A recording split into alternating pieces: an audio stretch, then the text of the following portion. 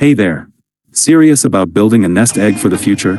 Investing for retirement with Schwab gives you every tool you need, from IRAs to low-cost funds and expert guidance. Welcome back to Guide with Samuel. Here's the simple way to approach it.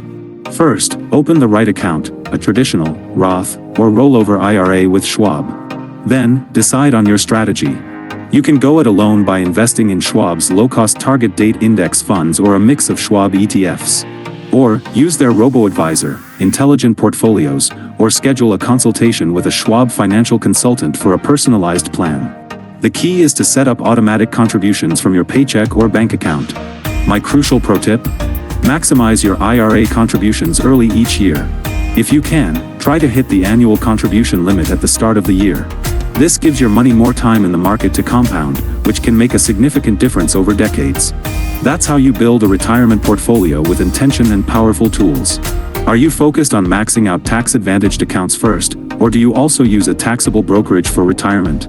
Let me know in the comments. For more guides on securing your future, subscribe. Thanks for watching. I'm Samuel, and I'll see you next time.